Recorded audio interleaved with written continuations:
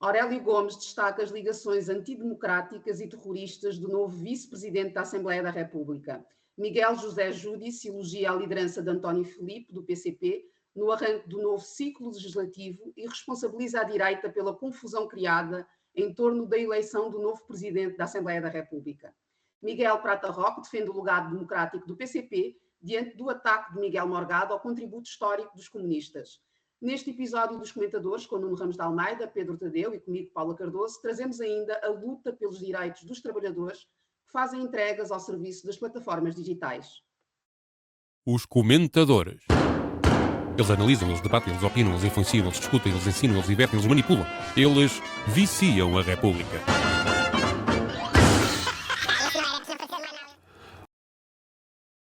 Ora viva, cá estamos para mais uma edição dos comentadores. Querem ver apresentações de programas espetaculares? Vamos ouvir esta do Eixo do Mal, de Aurélio Gomes. Esta foi a semana em que vimos uma pessoa ligada a um movimento absolutamente anti-25 de Abril e até com conotações terroristas chegar a vice-presidente da Assembleia da República. E este foi o dia em que Luís Montenegro mostrou o novo governo. Uau! Nuno Ramos de Almeida, foste tu que sugeriste isto para tema? Começa lá.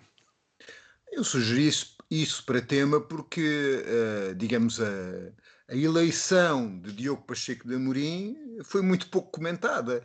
Se tivesse sido eleito, eu vi isto nas redes sociais e esta tem toda a razão, se tivesse sido eleito alguém de um grupo de coordenação política desses FP25, caía o Carme e a Trindade. Diziam lá que aqui vêm os terroristas, etc, etc. O senhor diz que não teve nada com as ações terroristas do MDLP, só tirava fotocópias e a gente está calados. E, portanto, acho que esta questão tem que ser discutida porque é, de facto, simbólico e não devia ter sido permitido que uma pessoa que esteve numa organização que foi responsável, com outras organizações, por mais de 600 atentados, mais de 10 mortos, entre os quais crianças, pessoas que não tinham nada a ver com questões políticas, outras que tinham a ver com questões políticas, destruição de sedes de partidos políticos, seja agora vice-presidente na Casa da Democracia. Uma pessoa que não queria esta democracia e está a representar um partido já pouco apresentável, mas sendo dos menos apresentáveis, tem idade para isso, se calhar os outros coitados, se tivessem mais idade, teriam esse currículo, dos que estão presentes. Portanto, não deu nenhuma discussão, não deu nenhuma conversa, ninguém se indignou, toda a gente achou absolutamente natural. Aliás, note-se que o Aurélio Gomes não é um comentador, digamos, rotineiro, portanto, tivemos que pescar isto em alguém que apresenta um programa de comentário e não propriamente num comentador. Paula, achas bem que Diogo Pacheco de Amorim tenha sido eleito para vice-presidente da Assembleia da República? Péssimo, pronto, é óbvio que acho péssimo. Aliás, acho péssimo que tenhamos o partido que ele representa na Assembleia da República, aliás, na política em Portugal, mas, enfim, é neste estado em que estamos, não é? E acho que você vê que o Pacheco de Amorim tem, o Diogo Pacheco de Amorim tem, até é um fator de promoção dentro da força política que ele representa. Nós estamos a falar de um dos ideólogos do Chega, portanto, que para mim, tão grave quanto esse passado, são as ideias que ele defende agora, não é? Porque esta é uma pessoa que diz que o Ministério da Educação deveria desaparecer, não é? Portanto, diz que estamos... Aliás, não só o Ministério da Educação deveria desaparecer, porque ele defende que está a ser comandado pelas ideias do PCP e do Bloco de Esquerda, portanto, e por esse motivo teria de desaparecer. É uma pessoa que também diz que o Estado só deve estar onde o setor privado não quer, e quando o setor privado não quer. Portanto, todas as áreas que nós temos na nossa sociedade deviam ser privatizadas, segundo esta pessoa, que diz, inclusivamente, coisas como o que é natural nas famílias é serem heterossexuais, não é? Portanto, que o Estado, aí sim o Estado já deve intervir, portanto, deve desincentivar os casamentos, as uniões entre pessoas do mesmo sexo. Portanto, esta é uma figura que representa, para mim, retrocesso democrático, e isso preocupa-me naturalmente. Portanto, é uma figura que não tem problema nenhum em dizer que foi contra a descolonização e que, por ele, se ele tivesse tido alguma palavra, alguma influência naqueles tempos, que, portanto, Portugal continuaria a manter uma série de territórios ocupados, mesmo que, a nível internacional, já nessa fase, fosse uma situação insustentável. Esta é uma pessoa que alega que, mesmo que houvesse 10% de possibilidades disso se manter, desse império continuar, que essa deveria ter sido a opção. Portanto, independentemente das consequências que pudessem advir daí. Fala também na questão da raça branca, não é? Desta questão dos costumes, que nós aqui em Portugal devemos ter essa preocupação de manter aqueles que são os hábitos, as tradições da raça branca, portanto, dizendo que não está aqui a defender superioridade entre raças, mas apenas que existe aqui uma tradição que tem de ser mantida. Tudo isto está nesta figura. E, obviamente, esta questão do passado ligado a este movimento terrorista é super relevante. Esta questão de dizer que apenas fazia parte do setor político, portanto, que esta questão mais militar do movimento era algo que não estava de maneira nenhuma dentro daquilo que era o conhecimento que ele tinha da realidade. Portanto, quem é que acredita neste tipo de argumentação? Eu não acredito. E depois há aqui também uma questão que eu também acho que é bastante interessante, que eu recordo de algumas notícias que foram divulgadas na altura em que ele, creio que foi para aí há 3 anos, quando ele está com a juventude do Chega a dar, nem sei como chamar aquilo, se era um webinar, o que era, mas era um encontro que aconteceu online, em que ele, enfim, recupera uma série de ideias retrógradas que marcam a sua trajetória, dizendo que é natural que o pensamento político evolua, não é? Mas que o dele evoluiu pouco. Portanto, que todas estas ideias que ele, enfim, transmitia ou defendia há 5 décadas são aquelas que ele defende hoje. Portanto, e é esta a figura que nós temos como vice-presidente da Assembleia da República. Portanto, foi sem dúvida uma semana triste, têm sido dias tristes, e enfim, não tenho expectativas positivas em relação a esta figura, em relação a este partido. Bem, não sei muito bem o que é de adiantar, mas posso, apesar de tudo, dar uma perspectiva um bocadinho diferente. É evidente que aquilo que se passou há 50 anos teve um contexto próprio e provavelmente se nós fôssemos levantar o passado de há 50 anos de todos os agentes políticos, daqueles que tinham idade para ter atividade política nessa altura, iríamos destapar muita coisa surpreendente. O meu problema principal é, de facto, o que ele defende hoje em dia. A evolução, como a Paula estava a dizer, que ele teve desde há 50 anos até agora e as coisas que ele defende agora. Só que... e a preocupação que me traz, porque, de facto, a 2 de abril de 1976 foi aprovada uma Constituição democrática que permite que ele seja legitimamente eleito para vice-presidente da Assembleia da República nesta altura. E eu receio bem, com as ideias que ele defende, que ele queira encaminhar o país, na medida das suas forças e das suas possibilidades, para que um dia nem toda a gente possa ser eleita vice-presidente da Assembleia da República, mesmo que tenha apoio popular para isso. E, portanto, desconfio muito da autenticidade democrática 50 anos depois da pertença ao MDLP de Diogo Pacheco de Amorim, até por causa das afirmações que ele faz. E, portanto, desse ponto de vista, de facto, é tristíssimo que alguém com este perfil tenha um lugar de topo na Assembleia da República, independentemente da legitimidade institucional que tem, que é-lhe dada pela democracia, que ele, em parte, tentou combater. E isso, de facto, é uma ironia, embora triste. Passemos a outro assunto, se não se importam, pode ser. Mas qual foi a parte que ele não tentou combater da democracia? Desculpa lá, Pedro. Pois, não sei. Estava a tentar não ser exagerado, mas se calhar tens razão. Um gajo que teve uma organização que matava pessoas, punha bombas, etc. Não parece... bem, não sabemos, não há provas do envolvimento dele nisso, não é? Também aí também há um pau de 2 bicos, que é de facto quando olhamos para aquilo que foi... Mas envolvimento com o quê? Ele estava naquela organização, era a mesma coisa que um gajo dizer que na Al-Qaeda só tirava cafés e não sabia... Então aí temos... Aí estás a dar um dado à direita, um argumento à direita, que é, então tem que correr com todas as pessoas que estiveram envolvidas com os FP25, não é? E, portanto... Mas eu não tenho eu não tenho nenhuma dúvida que aqueles que estiveram envolvidos na FP25 depois da democracia estiveram mal e que devem ser criticados por isso. Eu não tenho nenhuma dúvida. Não acho que matar uma criança pelas FP25 seja melhor do que matar uma criança pela MDLP. Eu só estou a dizer é que o MDLP, ao contrário das FP25, nunca foi condenado, porque houve um acordo político. É verdade, é verdade.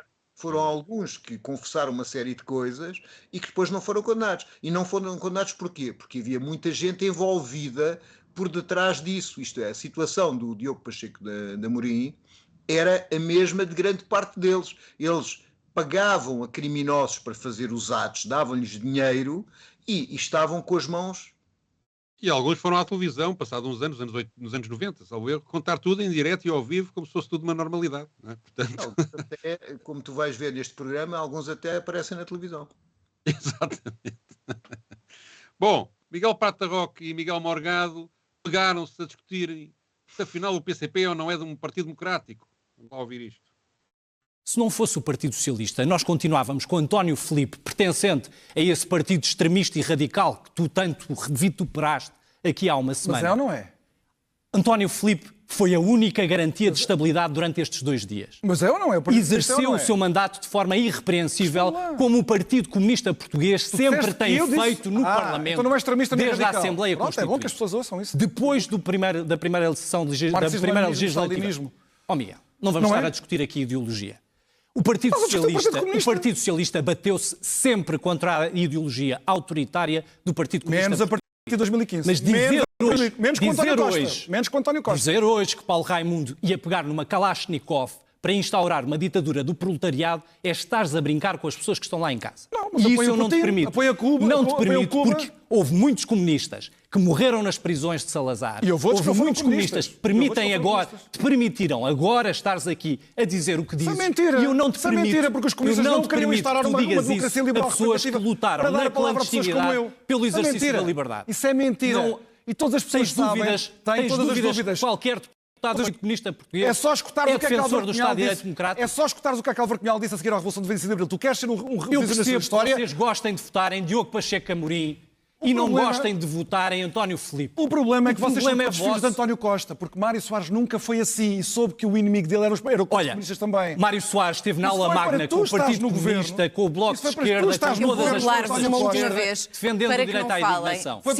Não falem na campa de Mário Soares. Não encham a boca para falar de Mário Soares. Que se cá estivesse, tenho a certeza qual era o lado do qual estaria. Estaria ao lado dos comunistas que apoiam Estaria do lado de quem defende a liberdade.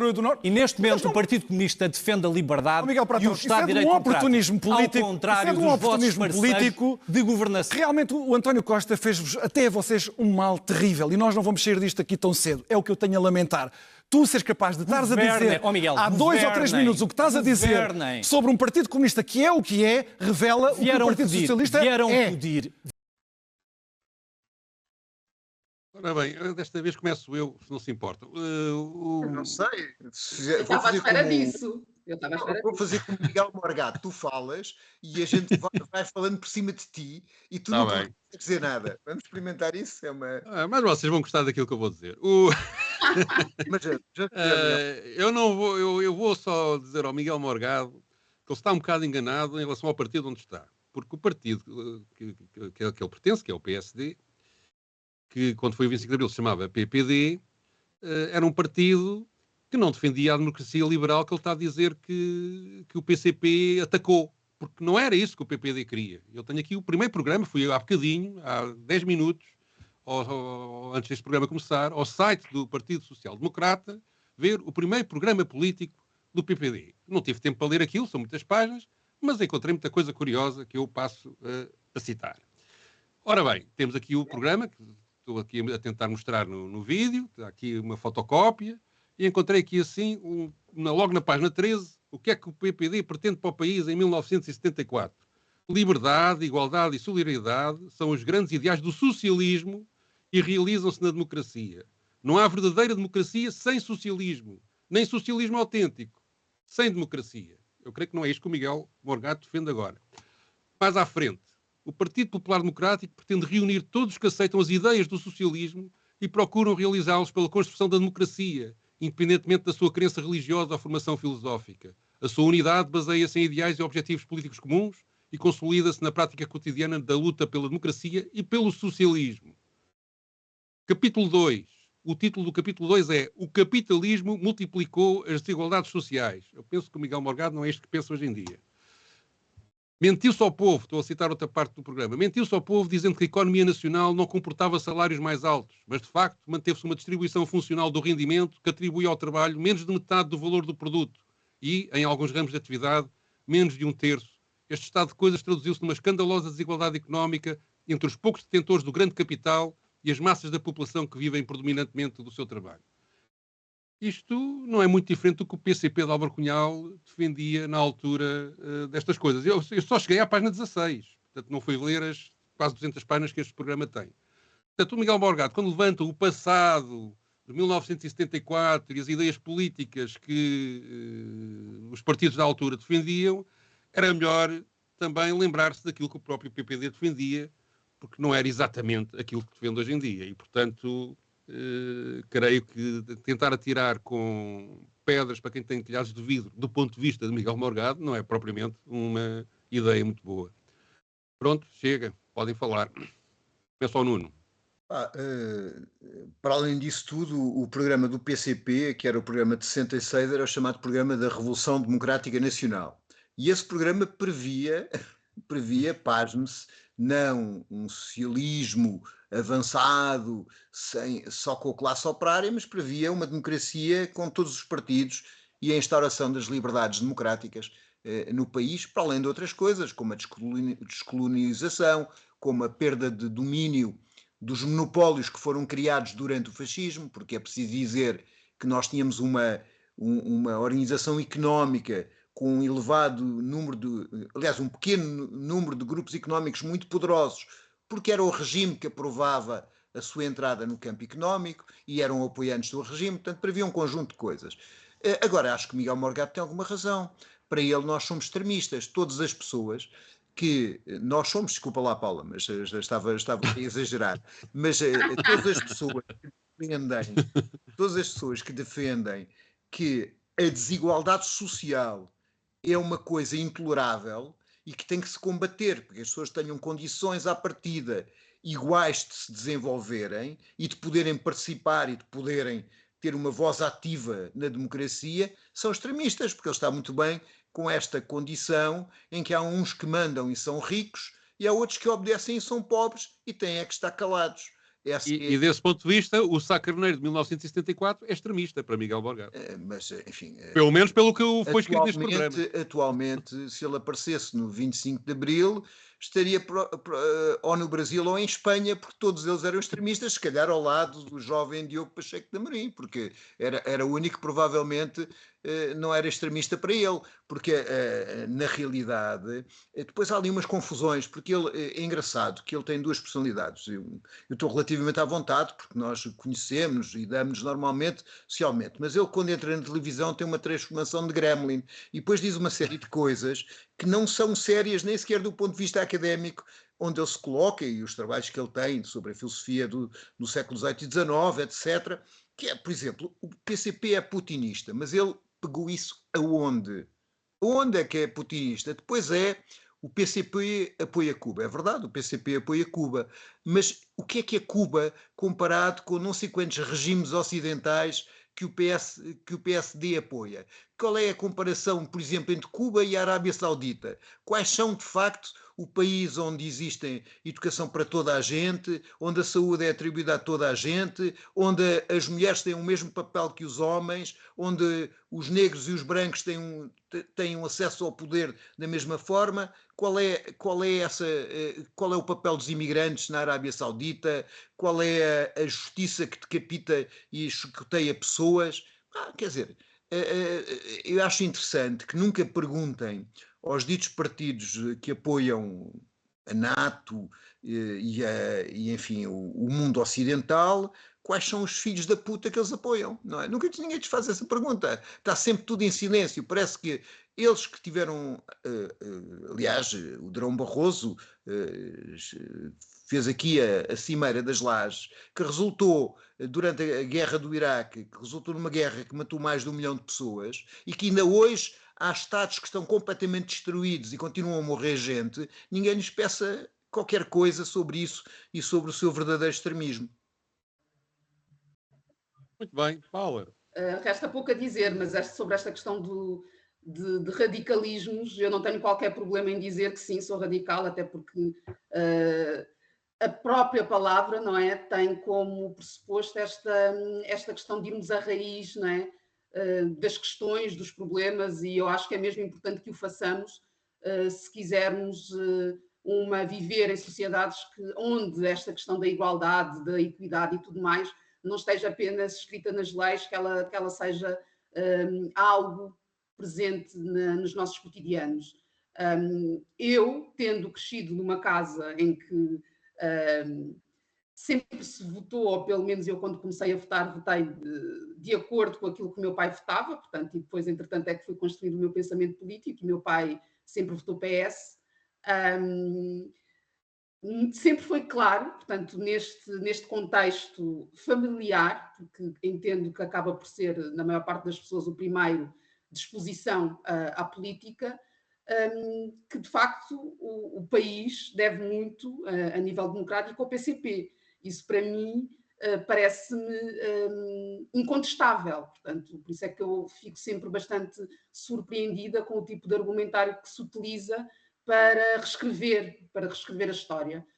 Mas, enfim, é algo ao qual eu já estou bastante habituada pelas próprias causas que defendo.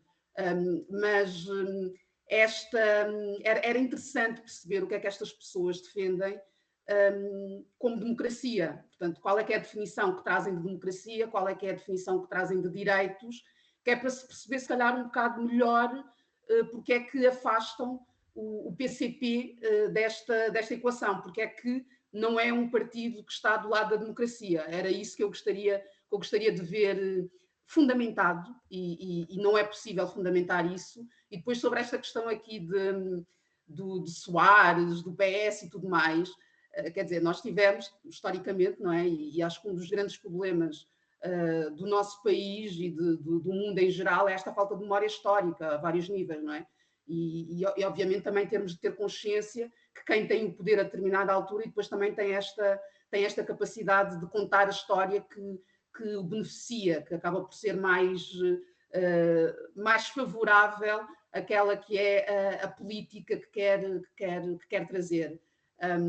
Antes, quer do 25 de Abril, não é? Esta questão de Álvaro Cunhal e de Mário Soares, que estiveram juntos no Pacto de Paris, por exemplo. Portanto, esta questão de quem esteve onde, destes lugares históricos, está documentada. Aliás, tu, Pedro, trouxeste um documento que eu, entretanto, fiquei super curiosa para conhecer. Não sei se terei tempo para ler as 200 e tal páginas que trouxeste, mas só os excertos que tu partilhaste, quer dizer, acho que são bastante reveladores de como esse afastamento foi acontecendo nos discursos e nas práticas do próprio partido. E isso também não é algo que seja discutido e que eu acharia que era muito mais interessante estarem a discutir internamente aquilo que são do que propriamente estarem a tentar colocar rótulos naquilo que os outros são.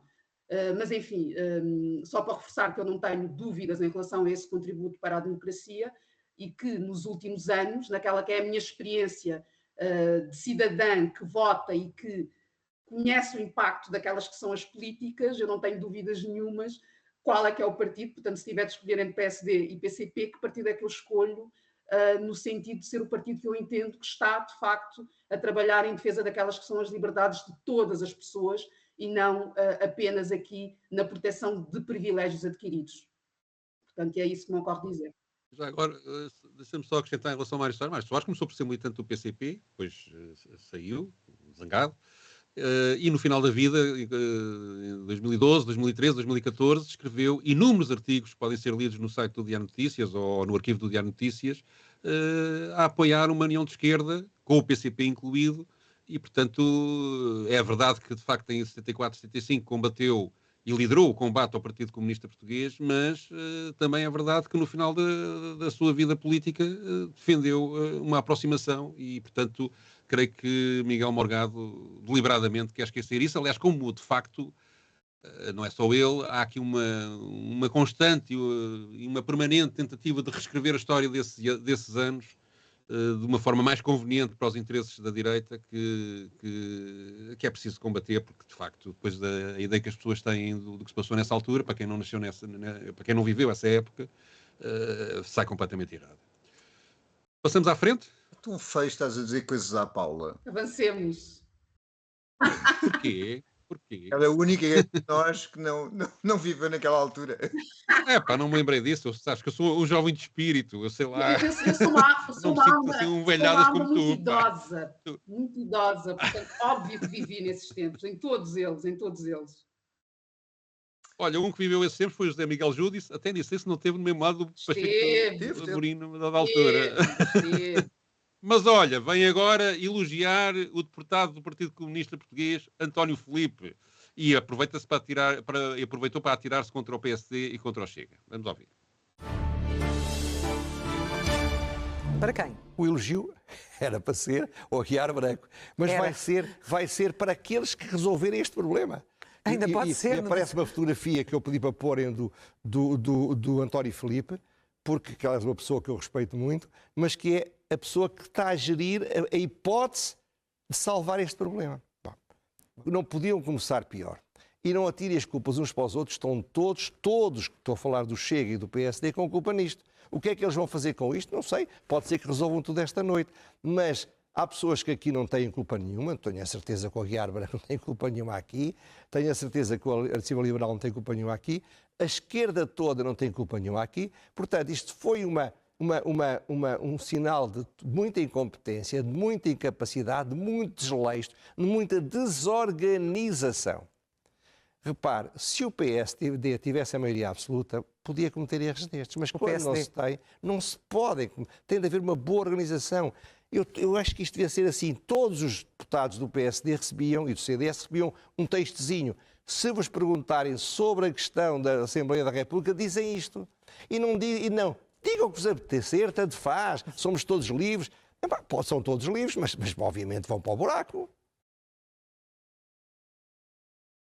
Ora bem, não era mau irem para o buraco, digo eu. Bom, ai, Jesus. O José Miguel Júdice estava a falar, para quem não tenha acompanhado o que se passou na última semana, da crise que no início da semana houve na Assembleia da República, pelo impasse na eleição do Presidente da Assembleia da República, com o Chega a recusar apoiar o candidato que apareceu do PSD e o PSD sem capaz de apresentar um candidato que pudesse vencer essa eleição, acabou por fazê-lo depois de um acordo com o PS. Então agora começa a Paula. Eu achei surpreendente, confesso, que o elogio fosse para António Filipe, mas e depois, enfim, José Miguel Júdice lá confessou que queria que fosse para outro, mas pronto. Entretanto, deve ter sido um recurso, foi um recurso. É como governo, não é? É como os membros do governo, segundo se diz, não é? Que foram todos segundas, terceiras, quartas opções. Mas em todo o caso, esta ideia de que tinha preparado o elogio para uma pessoa e depois, entretanto, olha, não foi eleita, aquilo não correu assim tão bem e vamos aqui escolher o António Filipe do PCP.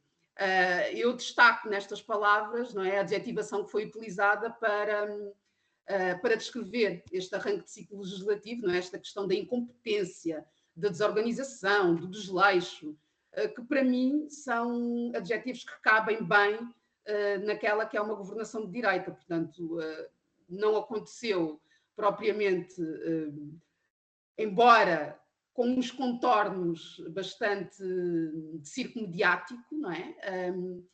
Não me surpreende esta questão da negociação, que não sabemos se existiu ou não, porque tudo dá a entender. Se existiu, é apenas a confirmação de que, de facto, não dá para confiar nestas pessoas, mas não tendo existido, também revela um outro indicador que é estranhíssimo, que não se tenha procurado esse entendimento, mas até houve, não é, a brincadeira de que a bancada do Chega tinha sido instruída para votar em Aguiar Branco, mas que depois votou em branco, portanto não percebeu que era para votar em Aguiar Branco. Portanto, houve muitas brincadeiras que se fizeram ao longo dos últimos dias a partir desta aparente desorganização.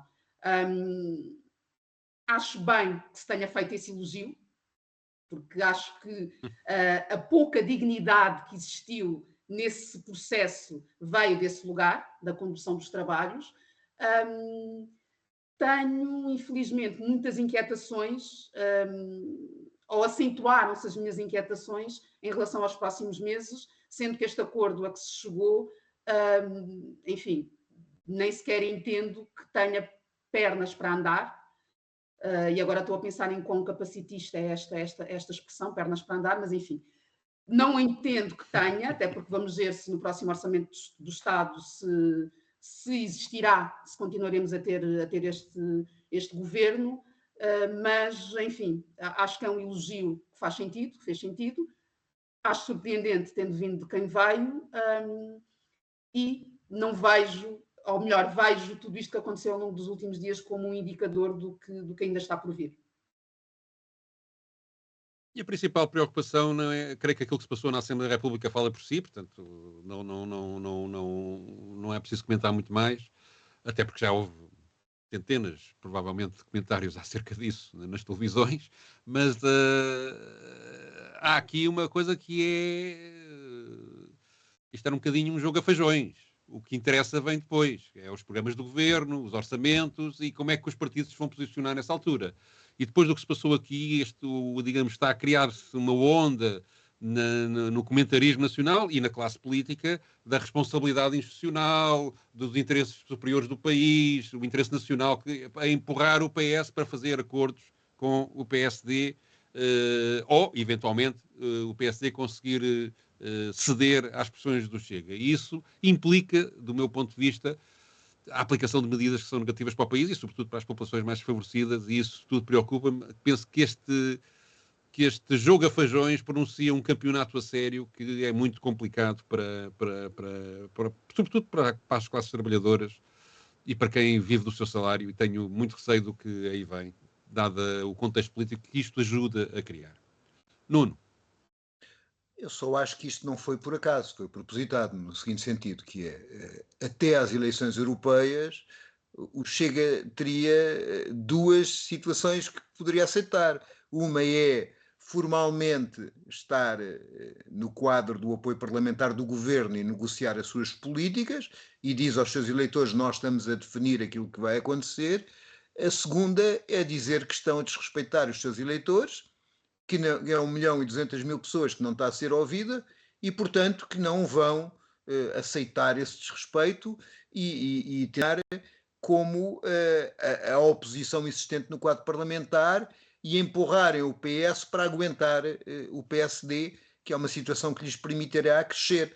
Acresce que vamos ter eleições europeias daqui a pouco tempo e a mobilização e desmobilização dos eleitorados é fundamental para saber quem ganha.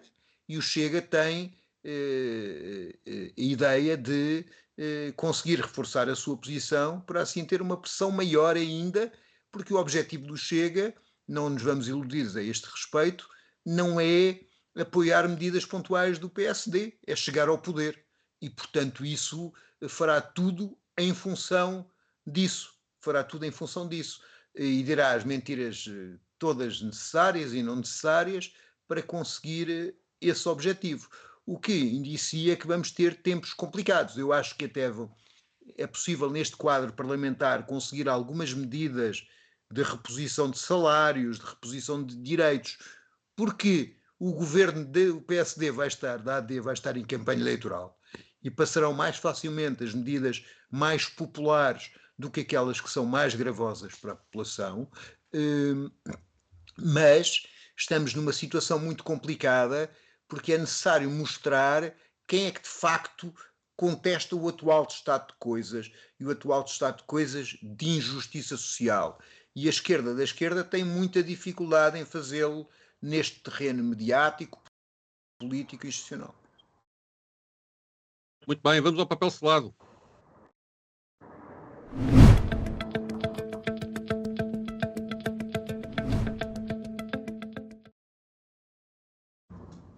E para esta rubrica escolhemos um tema, pegando num artigo assinado por José Soeiro no Jornal Expresso, que é a paralisação dos estafetas, das pessoas que fazem entregas em casa de produtos alimentares ou outros, que a análise dele é não só dar conta de que há este processo de luta e que está em andamento, mas também a situação bizarra em que estes trabalhadores estão colocados, porque andam todos a recibo verdes, na prática trabalham 10, 11, 12 horas por dia, todos os dias da semana, não têm praticamente fins de semana, e acabam por não ter qualquer vínculo laboral e, portanto, até, em princípio, não teriam direito à greve. E isso é uma evidente injustiça e não corresponde à realidade do trabalho deles. Este tipo de situações, penso que não... que aliás, ultrapassa o próprio âmbito do trabalho como estafetas. Há cada vez mais profissões que vivem neste regime, mas, de qualquer maneira, é de facto também muito interessante eles conseguirem organizar-se e começarem a fazer as suas primeiras greves, na prática é o que podemos chamar, mas para isso começava por pedir um comentário ao Nuno. Bom, eu acho que esta greve é bastante interessante, embora os seus objetivos estejam longe de ser objetivos pelo reconhecimento de uma categoria profissional e por contratos. A contradição destes tempos é que grande parte dos trabalhadores acham que são empresários em nome individual e funcionam como empresários em nome individual e receiam tornar-se trabalhadores com contrato. E esta greve é uma greve que se dirige não digamos, às frotas, que são as empresas que subcontratam tanto os TVDEs como os trabalhadores das entregas, não ao direito de serem reconhecidos como trabalhadores num quadro laboral, mas em relação às condições de exploração que as plataformas fazem. Para saber, as plataformas, por exemplo, obrigam estes trabalhadores a fazer pedidos triplos, não é?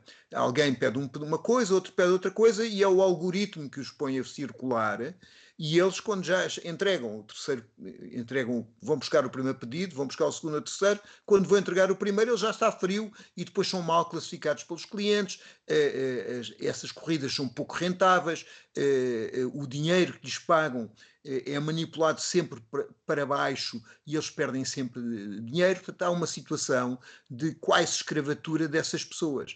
E estas reivindicações, neste momento, o quadro das 10 reivindicações que têm, são sobretudo em relação às plataformas para condições mais racionais de trabalho, evitarem esses pedidos triplos e para que haja um dinheiro mínimo por corrida e por deslocação que eles estão a fazer.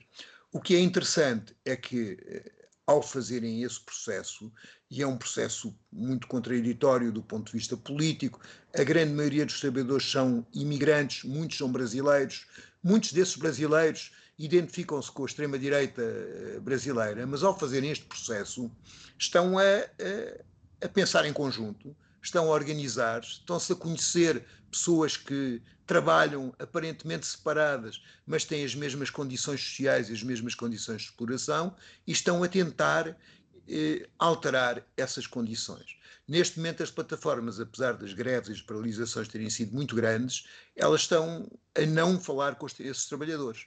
Porque o que é que elas querem?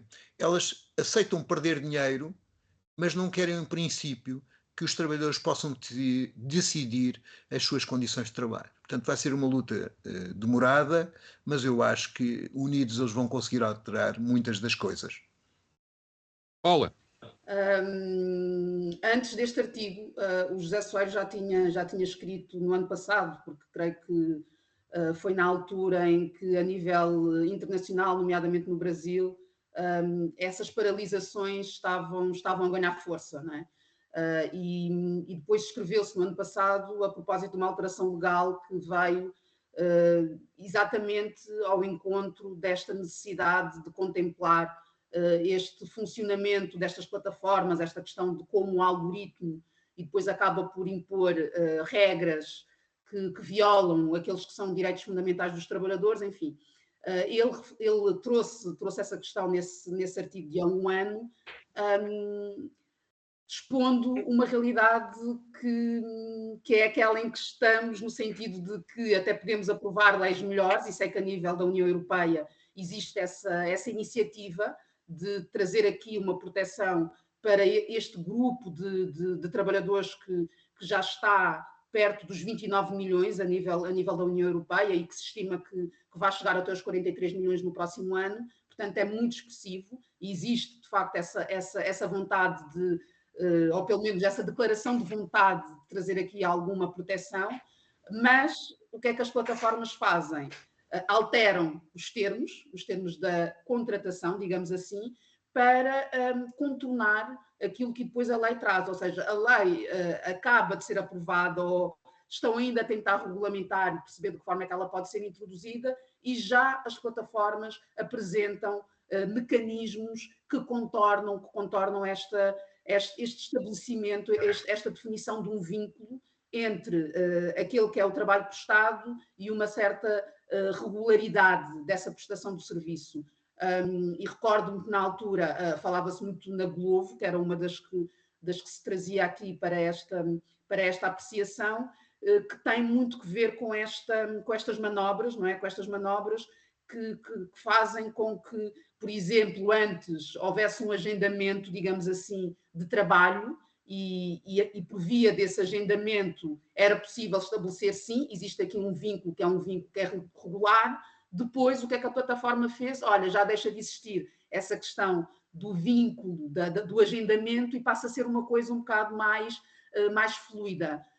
Então, acho que é mesmo muito difícil de se conseguir travar esta precarização que se vai acentuando a partir deste tipo de exercício do trabalho, e eu acho que a greve é, sim, obviamente uma via para pressionar nesse sentido, mas eu também gostaria imenso de ver acontecer a greve de consumo. Adoraria que nós pudéssemos fazê-lo, não só a nível dos hipermercados, não funcionarem aos domingos, por exemplo, que para mim seria algo fundamental, mas também em relação ao uso destas plataformas. Será que nós conseguiríamos fazê-lo em solidariedade? Tenho muitas dúvidas em relação a isso, porque depois há sempre aquele lugar de conforto do consumo ao qual a pessoa chega e do qual depois não quer abdicar, como se não existisse outra forma de fazer anterior a isso. E, enfim, eu gostaria imenso de ver uma possibilidade a este nível, nesta área, mas acho que é mesmo muito difícil de conseguir legislar contra a velocidade a que estas plataformas operam. Este problema das plataformas, aqui estamos a falar das entregas em casa, estou-me a lembrar também do TVDE, dos automóveis, né, que vejo pessoas com carros caros a viverem da ilusão de que são classe média. Portanto, há uma não ouvi, Nuno. Muitas vezes os carros não são deles, não é? Sim. Há frotas com centenas de carros. Sim. Mas também há de facto as pessoas que acham que o seu individualismo e a sua autonomia está assegurada por não terem um patrão formal e, portanto, poderem trabalhar as horas que querem. E tudo isso cria uma ilusão de que não são verdadeiramente explorados e que leva a que depois acabam por ser... Eu olho, por exemplo, às vezes os miúdos a andar de bicicleta carregados com aquelas mochilas às costas, lembro das imagens que eu tinha na infância do Japão e dos rickshaws, da exploração que isso... Aliás, levando até as pessoas a uma morte prematura da exploração física que isso implicava. E é uma coisa, é um rickshaw adaptado aos nossos tempos, é o que eu vejo ali assim, e acho isso absolutamente terrível. Mas estou com o Nuno, começa a haver, não é as plataformas sociais que escondem a natureza das relações sociais que existem entre a humanidade. Portanto, não é um mundo virtual que consegue esconder a realidade. E vendo as pessoas, independentemente de pensarem mais à direita ou pensarem mais de uma forma individualista, começarem a se organizarem, começarem a discutirem para começar a lutar pelos seus direitos, é certamente um caminho que só lhes pode trazer coisas positivas, independentemente de haver momentaneamente uma derrota ou outra no seu processo de luta. É evidente que é muito difícil, alguém que ganha muito mal manter-se em paralisação durante muito tempo, as pessoas não conseguem. Também penso que as coisas devem ser resolvidas não do lado do consumo, como a Paula estava ali a dizer, mas sim do lado da produção, e portanto acho que é os trabalhadores que devem conseguir conseguir unir-se, para conseguir pressionar o patronato de uma forma suficientemente forte para que ele ceda, pelo menos no mínimo dos mínimos. E, portanto, desse ponto de vista, saúde esta luta. Podemos concluir? Encontramos para a semana? Sim. Então vá, Deusinho, passem bem. Páscoa. Igualmente. Os comentadores. Eles analisam, eles debatem, eles opinam, eles influenciam, eles discutem, eles ensinam, eles divertem, eles manipulam. Eles viciam a República.